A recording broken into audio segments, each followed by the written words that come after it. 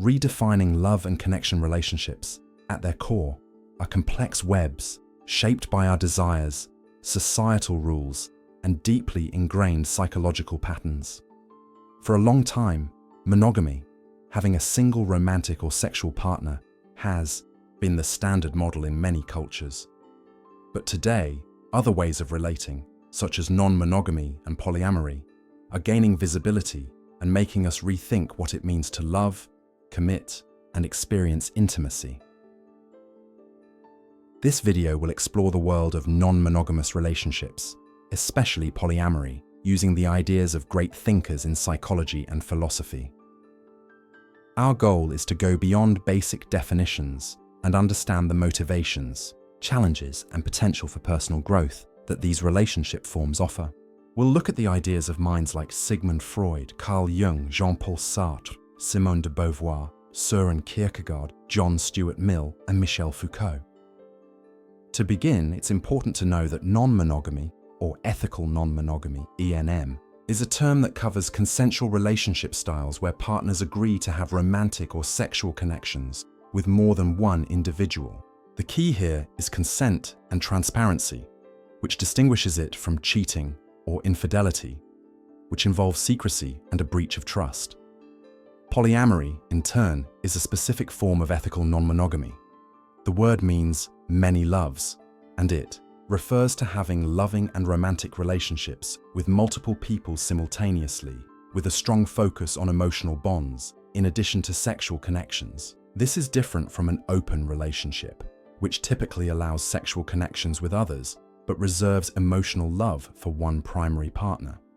Despite becoming more widely known, non-monogamous relationships still face a lot of societal stigma. This can lead to challenges such as isolation and negative feelings for those who practice them. Understanding non-monogamy and polyamory. Non-monogamy serves as an umbrella term for various relational structures where individuals engage in multiple romantic or sexual partnerships with the explicit knowledge and consent of all involved parties. This consensual and transparent approach is fundamental to distinguishing ENM from infidelity. Polyamory, as we've already mentioned, means many loves and is characterized by the pursuit of multiple romantic and intimate relationships simultaneously, with a strong emphasis on emotional bonds alongside sexual connections. Within polyamory, diverse structures exist to accommodate varying needs and preferences. Hierarchical polyamory. This involves a primary partnership that takes precedence, with other secondary or tertiary relationships existing alongside it. This structure helps manage time and emotional investment by establishing clear priorities. Egalitarian, non-hierarchical polyamory. All partners are considered equal in standing, without a designated primary. This often fosters a sense of fairness and respect among all involved, though it demands high levels of emotional intelligence and time management. Solo polyamory. Individuals pursue multiple romantic and emotional connections without seeking a primary partnership or cohabitating with partners. This style prioritizes independence and self-sufficiency while maintaining intimate bonds. Relationship anarchy. This philosophy rejects traditional relationship norms and hierarchies entirely, valuing all connections based on mutual agreement without predefined roles or labels. It emphasizes individual autonomy and allows relationships to evolve organically. Regardless of the specific structure, core principles underpin ethical non-monogamous relationships. Informed consent. All participants voluntarily agree to the dynamics and potential implications of the relationships with ongoing dialogue to ensure comfort and awareness. Transparency and honesty. Open communication is maintained at every stage, including sharing feelings, needs, and experiences, even when difficult. This builds trust and minimizes misunderstandings. Mutual respect. All individuals are valued equally, and each person's autonomy and well-being are prioritized in decision-making processes. Emotional responsibility. Participants are encouraged to take responsibility for their own feelings, including jealousy and insecurity, and to address challenges collaboratively rather than resorting to blame.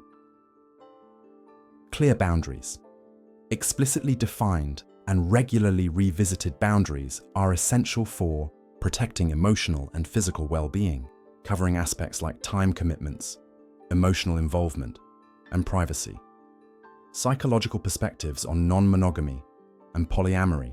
Psychological theories offer frameworks for understanding the complex motivations and emotional landscapes within non-monogamous relationships.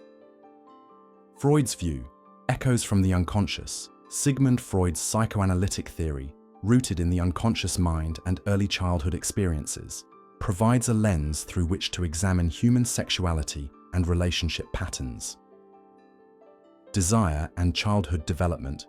Freud posited that sexual desire, which he called libido, is a fundamental driving force in human behavior from infancy onward. He believed children are polymorphously perverse, meaning they can derive pleasure from any part of the body, with their sexual energy initially unfocused and capable of directing itself towards any object. However, societal education and socialization quickly train these desires, channeling them towards what is considered normal, usually heterosexual behavior focused on reproduction. This repression, according to Freud, is a price paid for civilization and can lead to individual unhappiness and the internalization of societal rules. Unresolved conflicts from Freud's developmental stages, oral, anal, phallic, latency, genital, can significantly impact adult relationships.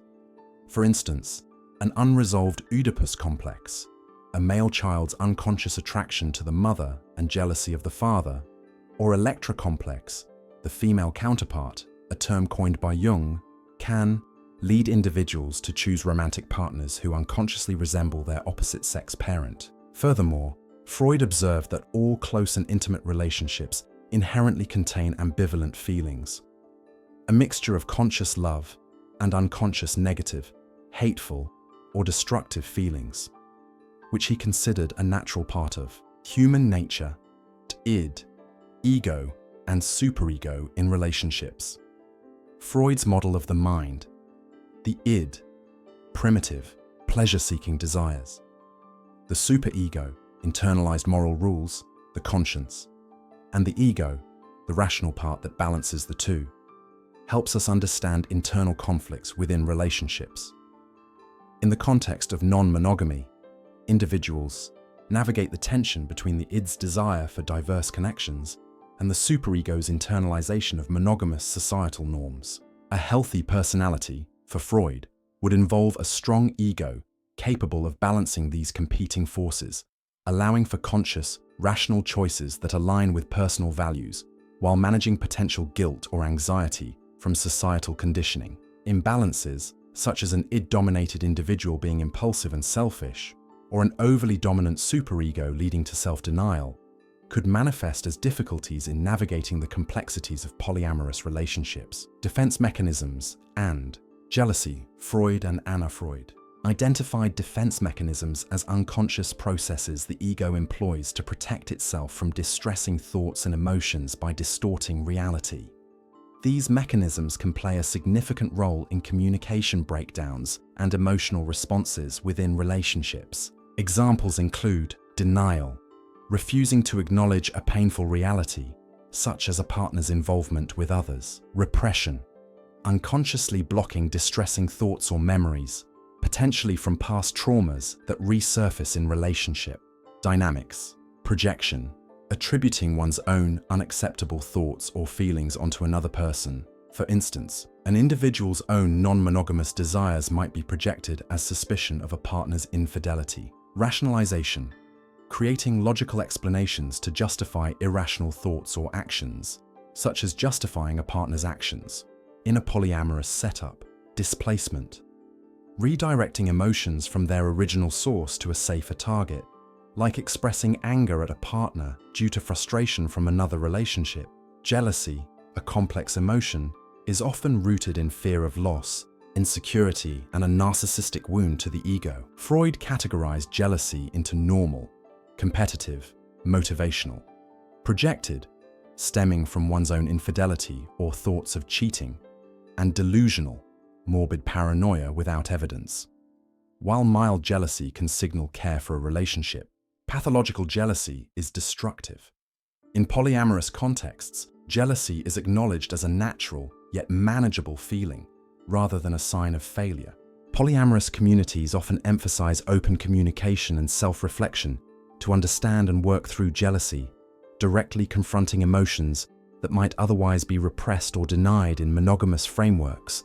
Unresolved conflicts from Freud's developmental stages, oral, anal, phallic, latency, genital, can significantly impact adult relationships. For instance, an unresolved Oedipus complex, a male child's unconscious attraction to the mother and jealousy of the father, or Electra complex, the female counterpart, a term coined by Jung, can lead individuals to choose romantic partners who unconsciously resemble their opposite-sex parent.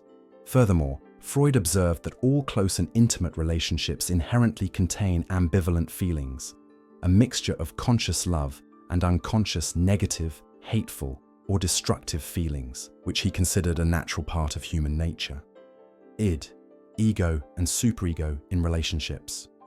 Freud's model of the mind, the id, primitive, pleasure-seeking desires, the superego, internalized moral rules, the conscience, and the ego, the rational part that balances the two, helps us understand internal conflicts within relationships.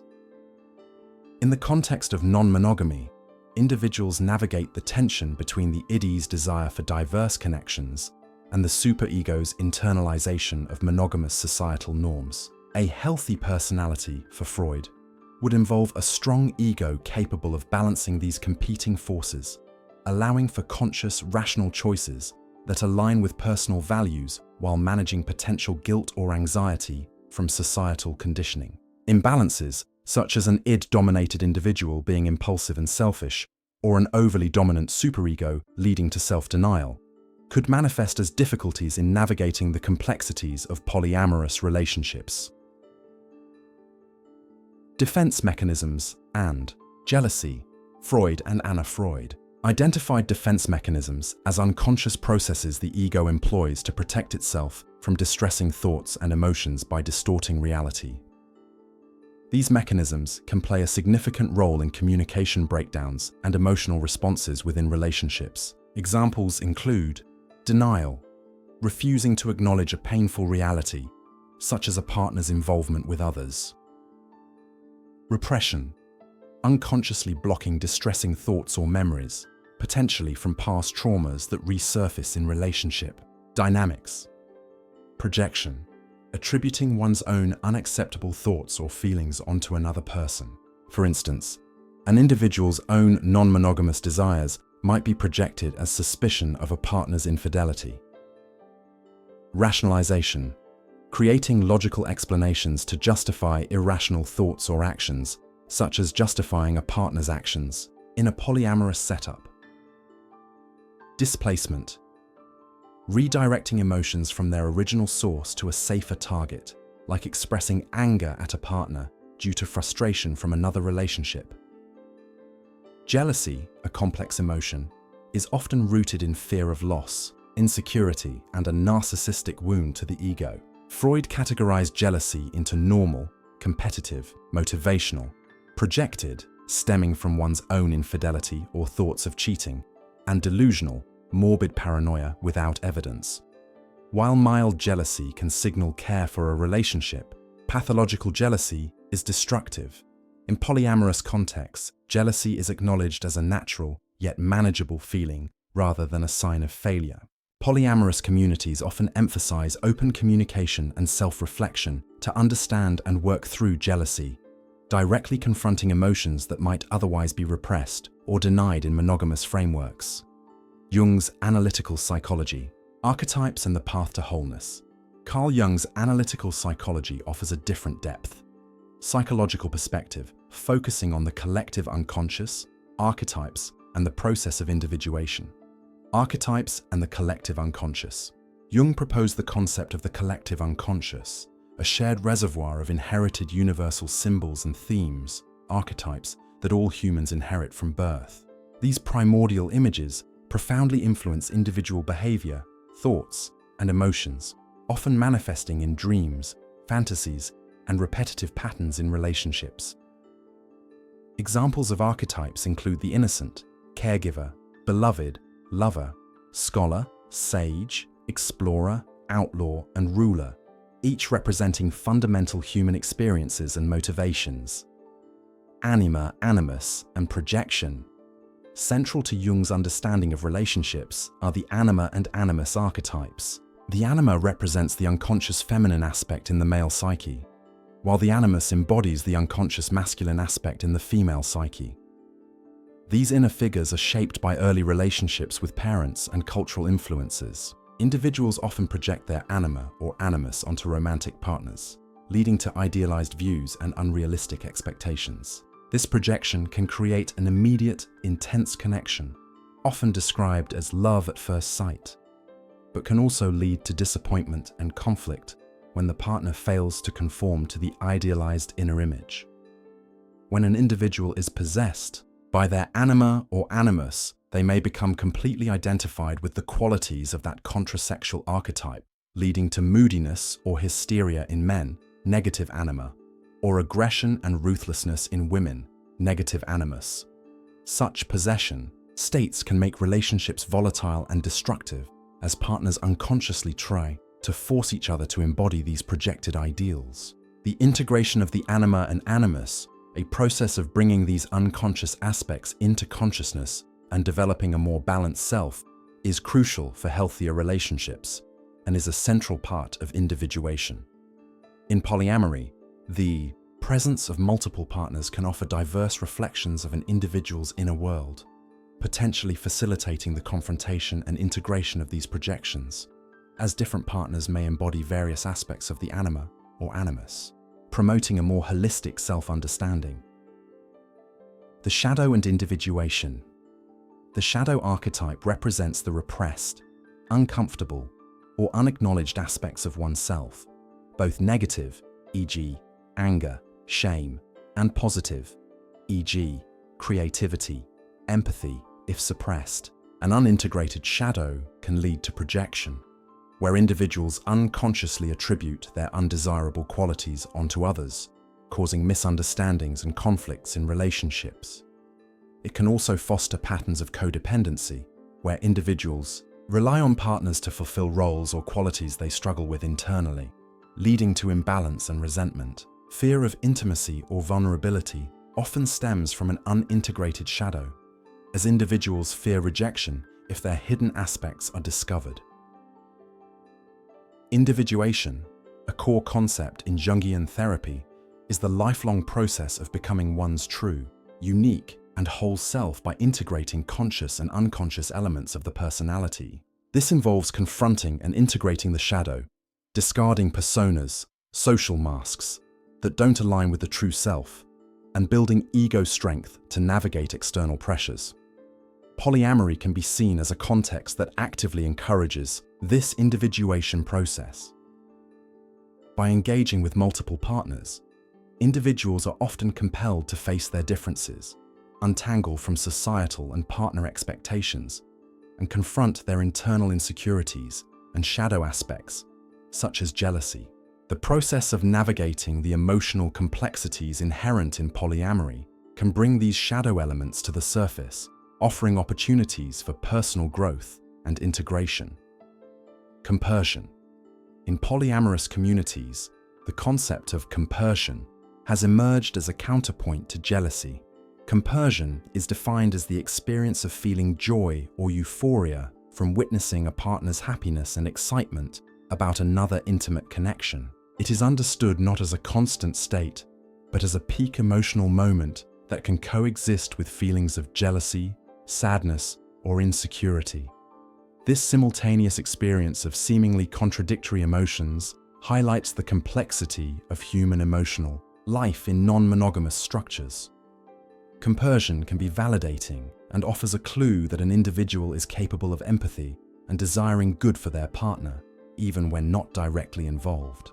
Philosophical perspectives on non-monogamy and polyamory. Philosophical thought provides ethical and existential frameworks for considering the validity and implications of non-monogamous relationships. Existentialism. Sartre, de Beauvoir, Kierkegaard, existentialist. Philosophy, with its emphasis on radical freedom, authenticity, and individual responsibility, offers a compelling lens through which to understand the appeal and challenges of non-monogamy. Freedom and authenticity. A core tenet of existentialism is existence precedes essence, meaning that humans are born without a predetermined nature or purpose. Instead, they create their own meaning and identity through their choices and actions. Jean-Paul Sartre famously stated that humans are condemned to be free, implying an inherent responsibility for shaping one's life in the face of uncertainty and anxiety. Authenticity, in this context, involves living true to one's chosen self, rather than conforming to external pressures or societal norms, a state Sartre called bad faith. From an existentialist viewpoint, polyamory can be seen as a profound expression of radical freedom and authenticity, directly challenging the traditional, often compulsory, construct of monogamy. It allows individuals to define their relationships based on their genuine desires and values, rather than adhering to predetermined societal scripts. Love without ownership. Sartre on de Beauvoir. The unconventional relationship between Jean-Paul Sartre and Simone de Beauvoir serves as a historical example of existentialist principles applied to love. They agreed to a pact of necessary love as their foundational bond, while remaining free to pursue contingent loves with others. Their relationship prioritized freedom, intellect, and authenticity, emphasizing mutual respect and equality rather than ownership or enforced self-sacrifice. While groundbreaking, their arrangement was not without its challenges, including tensions arising from Sartre's affairs and power dynamics in de Beauvoir's relationships with students. Nevertheless, their legacy endures as a testament to the idea that love and freedom are not mutually exclusive, and that relationships can be partnerships of equals. Love as duty and equality. Kierkegaard. Søren Kierkegaard, another foundational existentialist, linked love and freedom, asserting that freedom is the element of love. For Kierkegaard, love presupposes a liberation from hatred, ignorance, and self-absorption, allowing for an honest connection with others. He viewed love as a practice, a discipline, and a duty, rather than merely an emotion or romantic ideal. His command to love your neighbor as yourself was a radical critique of exclusionary tendencies, advocating for recognizing the equality of all people, regardless of gender, race, or faith. This perspective suggests that while individuals may love some people more intensely, e.g., a primary partner, they can still strive to treat everyone with fundamental respect and equality. In the context of polyamory, Kierkegaard's philosophy supports the possibility of authentically loving multiple people as equals, challenging the notion that love is a finite resource or that it must be exclusive to be genuine. Liberalism. John Stuart Mill. Harm principle. John Stuart Mill's liberal philosophy, particularly his harm principle, provides a foundational ethical argument for individual liberty, which can be extended to support non-monogamous relationships. Harm principle. In his seminal work on liberty, Mill argued that society is justified in interfering with an individual's liberty of action only to prevent harm to others. An individual's own good or societal disapproval of their choices is not a sufficient warrant for coercion. Mill famously defended the legality of polygamy and other unconventional lifestyles on these grounds, arguing that allowing people to experiment with different ways of living helps society discover which lifestyles are best, and even if a lifestyle is deemed bad, allowing it demonstrates why it is so, preventing others from making the same mistakes. Applying the harm principle to non-monogamy suggests that if all parties involved in a polyamorous relationship consent and no direct harm is caused to others, society should not interfere. The emphasis on consent, transparency, and honesty in ethical non-monogamy directly aligns with the principle of avoiding harm, as these practices are designed to prevent the deceit and betrayal that characterize infidelity. Mill's philosophy. champions the sovereignty of the individual over himself, asserting that over one's own body and mind, the individual is absolute. This provides a strong ethical basis for self-determination in relationship choices, as long as those choices do not infringe upon the rights or well-being of others. Deontology.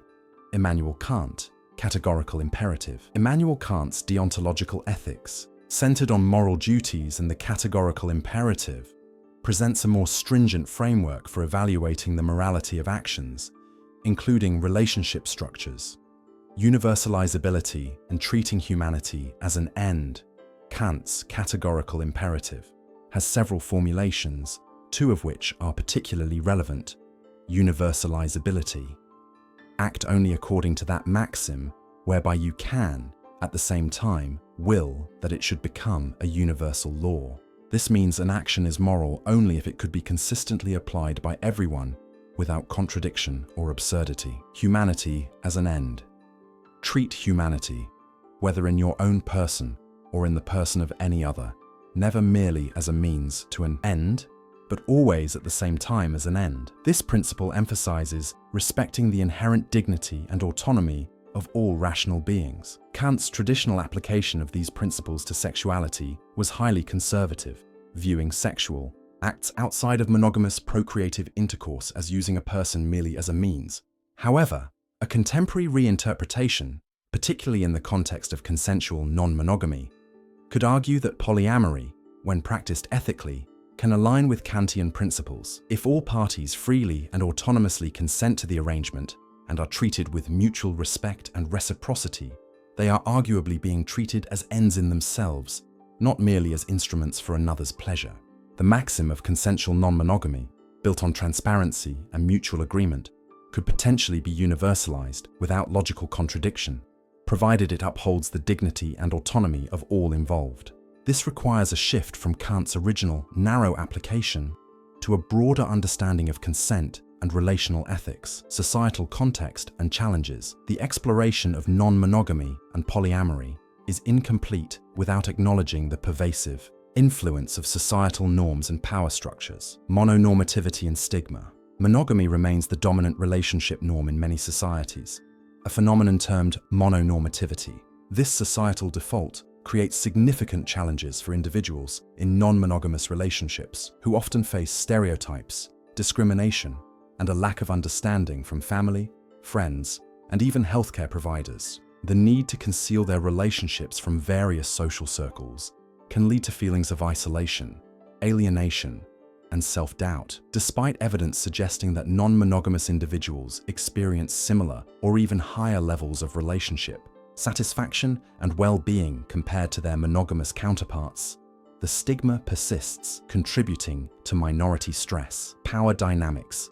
Michel Foucault. Michel Foucault's work on power and sexuality offers a critical perspective on how societal norms are constructed and enforced. Foucault challenged the repressive hypothesis, which posits that Western society suppressed sexuality from the 17th to the mid-20th century. Instead, he argued that discourse on sexuality actually proliferated during this period, driven by a political, economic, and technical incitement to talk about sex. This discourse, often framed by scientific and medical experts, served to categorize, manage, and regulate sexualities that deviated from the marital norm, such as those of children, the mentally ill, criminals, and homosexuals. For Foucault, power is not merely a negative, repressive force exercised from above, but a pervasive, productive force that exists in all relationships and actively shapes our understanding of sexuality. He argued that sexuality itself is a social construct, created and controlled through these power-knowledge dynamics. The concept of biopower describes how the state regulates populations by managing aspects of life, including birth rates, marriage, and what constitutes healthy sexuality. From a Foucauldian perspective, non-monogamy and polyamory directly challenge these ingrained power structures and the prevailing construct of healthy sexuality. By embracing diverse forms of intimacy and rejecting the exclusivity of the marital bond, Polyamorous individuals disrupt the established categories and norms that society uses to manage and control sexual expression. This defiance can be seen as an act of resistance against the subtle, yet powerful mechanisms that dictate acceptable relational forms. Practical considerations and well-being in non-monogamy. Navigating non-monogamous relationships requires specific skills and a commitment to emotional labor to foster well-being, communication, boundaries, and consent. These are paramount for the success and health of polyamorous relationships. Open and honest dialogue, including regular check-ins, active listening, and the use of I statements, helps partners express desires, limits, and concerns. Establishing clear and mutually agreed upon boundaries regarding time commitments, emotional and physical intimacy, and privacy is essential to prevent misunderstandings and ensure all parties feel secure and respected. Continuous negotiation and flexibility are also crucial, as relationships and individual needs evolve over time. Managing jealousy and insecurity. Jealousy is a common and natural emotion in all relationships, including non-monogamous ones, and its presence does not signify failure or inadequacy. In ENM, jealousy is often rooted in fears of abandonment, comparison to other partners, time imbalances, or internalized societal beliefs about exclusivity. Effective management involves self-reflection to identify triggers, open communication of these feelings, and seeking reassurance from partners. The concept of compersion, the joy derived from a partner's happiness with another, serves as a positive counterpoint, demonstrating that positive and negative emotions can coexist. Attachment theory and polyamory. Attachment styles formed in childhood significantly influence how individuals connect in relationships. Research on polyamory and attachment challenges traditional assumptions that non-monogamy stems from insecure attachment. Secure attachment. Individuals with secure attachment tend to be comfortable with intimacy and trust, finding that polyamory can allow them to cultivate deeper connections with multiple partners, fostering security and fulfillment. They generally manage emotions and communicate needs effectively.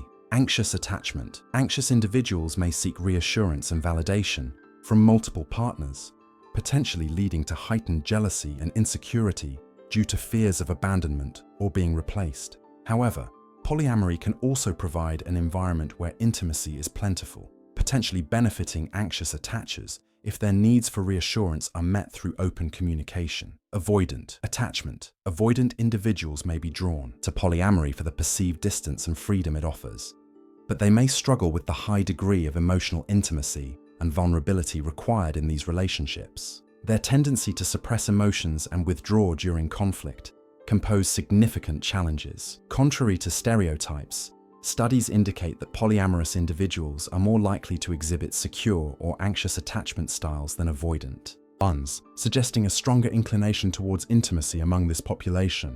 Attachment styles are not fixed and can evolve, with self-awareness and therapeutic intervention supporting healthier patterns in any relationship structure. Personal growth and well-being. Non-monogamous relationships, particularly polyamory, can offer significant opportunities for personal expansion, identity development, and self-discovery. The experience of navigating complex emotions, setting boundaries, and communicating openly with multiple partners fosters self-awareness and emotional intelligence. Individuals may find increased emotional support and resilience from having multiple sources of companionship, validation, and empathy, distributing emotional labor and reducing pressure on any single partner.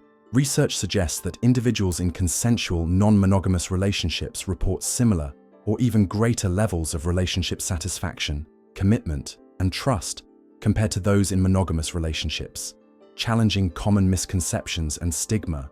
However, achieving these benefits requires emotional maturity, consistent self-awareness, and dedicated self-care to manage the demands of multiple connections. Conclusion: embracing the spectrum of love.